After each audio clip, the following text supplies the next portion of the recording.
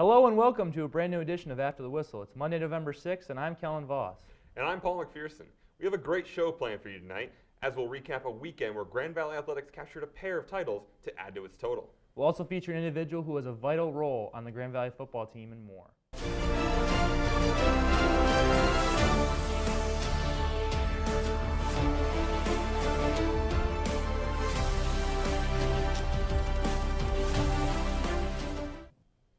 We'll lead off tonight's show with some big news from the GVSU soccer team. The team captured its 11th consecutive GLIAC tournament title on Sunday, defeating arch rival Saginaw Valley 3-0. 4 members of the team were featured in the team of the tournament, as Gabby Mancotti, Tracy McCoy, Ava Cook, and Seth Steinwasser were honored. Mancotti was also named the tournament MVP. The team will look to reach its 5th consecutive national title game as the national tournament begins on Friday. GV earned the top spot in the Midwest region and will host the opening rounds of the tourney. The soccer team wasn't the only team to bring some hardware back to Allendale this weekend. Both the men's and women's cross-country teams captured the Midwest Regional Championships on Saturday. It's the 17th straight regional title for the women and the 16th for the men.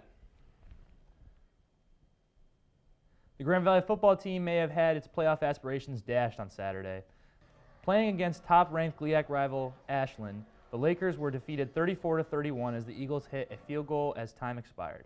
The loss will likely end any hope for a playoff appearance for GVSU, as the Laker record fell to 6-3. It's been a heartbreaking season at times for the Lakers, as their 3 losses have all come to top 5 teams by a combined 8 points. There is one member of the team who is in his final season on campus. He's been a starter for 4 years, so it will be interesting to see how the team deals with the loss. But this man has never played it down for the team. No, we're talking about After the Whistle's own Logan Church, the head equipment manager of the Laker football team. Our Maitland Moselle has more. GVSU Football brings in young men from all over to play for the Lakers. But one senior from North Carolina makes his mark from behind the scenes. My name is Logan Church. I'm the head student equipment manager for the football team. I'm from Clemens, North Carolina. I was born in Greenville, Michigan, and moved to North Carolina in June of 2000.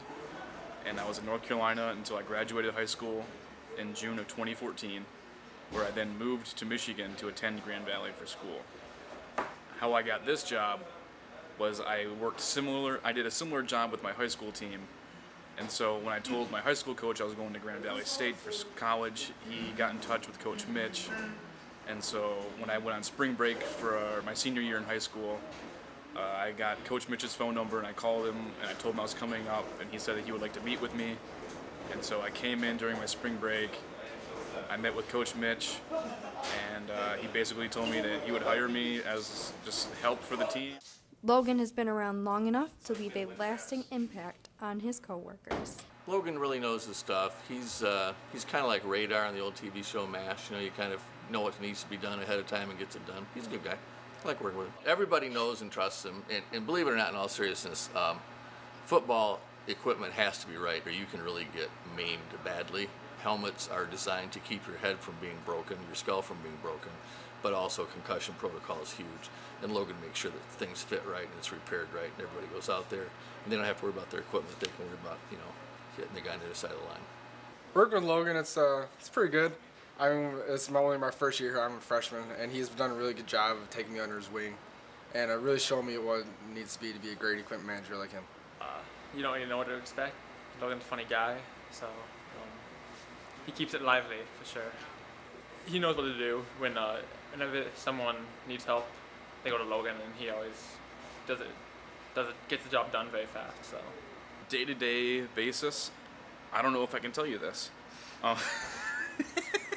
It's super top secret. No, it's anything from bladders in the helmets that are leaking air. I usually have Liam fix those. Laundry, I supervise laundry, so we have injured players that come and do laundry every day. I'm in charge of overseeing those guys, but that's one of my job titles is laundry supervisor. Headsets are probably the biggest thing right now. Whenever we travel for road games and stuff, I have to set up the headsets. Liam helps with that, and I have to make sure they're charged and stuff, so that's probably the biggest thing. Getting uniforms out for home games. We'll come in early Saturdays and set those out in the players' lockers. Packing travel bags if we're traveling. They'll put the game jersey, pants, a towel to shower after the game, and socks in a bag, and then throw those in the guys' lockers. So, I mean, it's anything from uniform-based, helmet-based, to getting the game balls ready, make sure the air pressure is good, just stuff like that. The players, who benefit most from Logan and the equipment team's work, definitely notice and appreciate the relationship and bond they all share. It's been fun. He's really passionate about GVSU football. Logan's a really great guy. He's just like he's part of the team, one of the guys. Whether you see him in the locker room or in the equipment room, he's always there to talk to. We all know Logan pretty well. He's pretty funny. He kind of always finds a bright spot in a bad day. So he's really great to have around the locker room. And it's been awesome. He came in the same time I came in, so we've been good friends for the past 3 or 4 years. So it's been pretty cool. As Logan reflects on his time with GVSU football, he also has big dreams in the world of radio while applying lifelong lessons he's learned from his time in the equipment room. I really want to get into radio broadcasting. I think I have a bright future there, according to my advisor, Dr. Leno Kelly. So we'll see what happens. I just kind of take it day by day. I don't really look that far ahead. Coach Mitch always says, focus on 6 inches, and that's 6 inches whatever's in front of your face. So don't get caught looking too far ahead. This job has given me opportunities I would never be able to do just on my own or by myself. And so I appreciate that. And I think going forward in my life, I'll always remember being a part of Grand Valley football, and I think that's what it's all about. Logan will work his final home game this Saturday as the Lakers football team hosts Tiffin. Elsewhere on campus, one Greek organization hosted a volleyball tournament to raise diabetes awareness this weekend. Our reporter Savannah Bressman has more. Teams gathered in the Allendale High School gym for a volleyball tournament put on by GVSU fraternity Delta Tau Delta. Nicholas Stevens is the philanthropy chair of this chapter.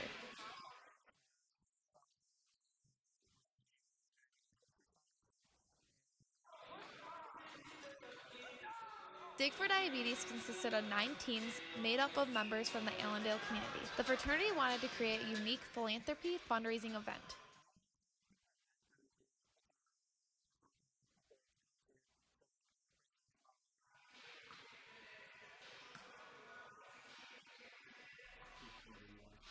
Blue Lagoon was the team to look out for. The team went undefeated as they clinched the championship. Andreas Dimitru explains how his team enjoyed the event.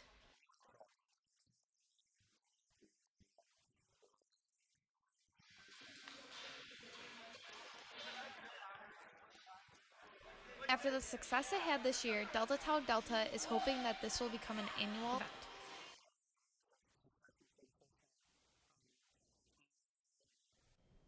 Thanks, Savannah. We'll head to the NFL now. New Orleans Saints handed the Tampa Bay Buccaneers another loss as they cruised to a 30-10 victory.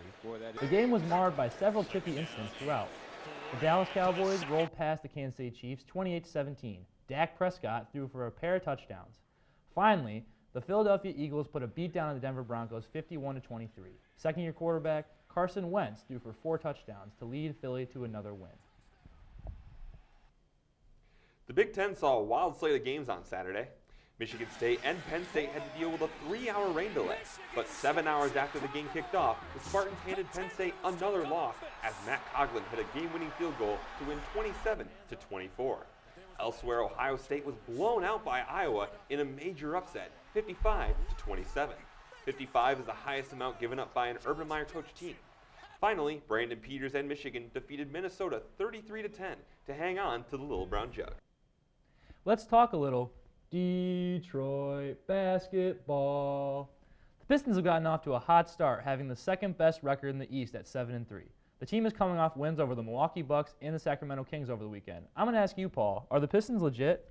Well, I'd like to think that they are. I don't think they're going to be to the extent where they're going to finish the season second in the East, but I definitely think this is a playoff level team. And you look at the way the team has improved. The trade for Avery Bradley was huge. On top of that, setting it up where Tobias Harris can come in and be a starter for this team, that has been huge. Harris has probably been the best Piston so far this season, as good as Bradley has looked. But probably on top of that, the biggest improvement we've seen, obviously, is from Andre Drummond, who had a very subpar season last season. He's now hitting 75% of his free throws. Whether or not that number will stay at the end of the season, That's to be seen, but 14-16 against the Bucks on Saturday, like that's no joke right there. And you can't forget to play the point guards.